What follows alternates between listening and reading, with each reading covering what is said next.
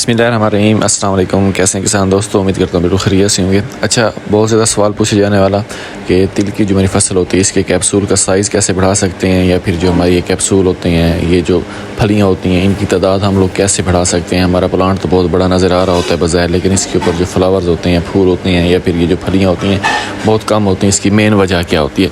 तो सबसे पहले आपने अगर इसका एक अच्छा प्लान किया है, मीन के स्टार्ट में पौधे को आपने फास्फोरस का भी इस्तेमाल किया, फास्फोरस भी दी है, ज़मीन की तैयारी में आपने पोटाश भी दे दी है, नाइट्रोजन का भी अच्छा इस्तेमाल कर लिया है। लेकिन जैसे कि अब जून का मंथ चल रहा है, गर्मी बहुत ज़्यादा पड़ रही है, पौधा बिल्कुल स्ट्रेस में आ जाता है। तो इस टाइम पौधा क्या करता है, अपने जो फूल होता है वो गिराना शुरू कर देता है। आपने मेन फोकस रखना है पौधे के प्लांट्स के ऊपर, उसके फूलों के ऊपर। अगर वो फूल नहीं गिराएगा, अपने फ्लावर्स नहीं गिराएगा, तो ज़्यादा से ज़्यादा इसके ऊपर फल लगने के चांसेस होते हैं।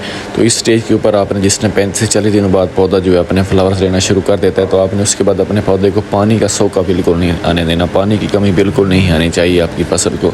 अगर पानी की फसल आएगी, बहुत स्ट्रेस में जाएगा, तो ये अपने जो फूल है वो गिराना शुरू कर देगा। उसके बाद अगर पानी भी आप लोग टाइम पर दे रहे हैं, फिर भी आपकी फसल स्ट्रेस में जा रही है, आपको लग रहा है बहुत ज़्यादा गर्मी पड़ रही है, ये जो फूल हैं वो भी गिरा रहा है आपका पौधा, तो फिर आपने क्या करना है, आपने अमीनो एसिड का स्प्रे करना है, ताकि अपने पौधे को स्ट्रेस से बचाएं, अपने पौधे को बिल्कुल तरोताज़ा फ्रेश रखें।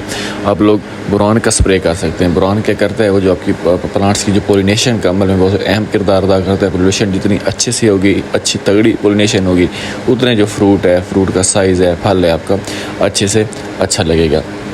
उसके बाद आप NPK का स्प्रे कर सकते हैं। अगर इस स्टेज के ऊपर भी आपने, मिसाल के तौर पर स्टार्ट में अगर आपने फास्फोरस खाद का इस्तेमाल नहीं किया, तो फिर आप NP मीन के नाइट्रोफास का भी इस्तेमाल कर सकते हैं, ताकि पौधों का जड़ों का निज़ाम भी ठीक हो, उसको नाइट्रोजन में मिले और ये जितने भी फूल हैं वो गिराए ना। इस स्टेज के ऊपर आप लोग सॉल्युबल पोटाश का इस्तेमाल कर सकते हैं, बल्कि आपको लाजमी करना चाहिए। मीन अगर आप लोग इन चीज़ों का एहतियात कर लेते हैं, नाइट्रोजन, फास्फोरस और पोटाश का इस्तेमाल करते हैं, उसके अलावा माइक्रोन्यूट्रिएंट्स का इस्तेमाल करते हैं, मिसाल के तौर पर बोरॉन का इस्तेमाल करते हैं, अमीनो एसिड्स का इस्तेमाल करते हैं, तो फिर बहुत ज़्यादा चांसेस होते हैं कि जो आपकी फसल है उसके ऊपर कैप्सूल जो होते हैं वो ज़्यादा से ज़्यादा बनेंगे।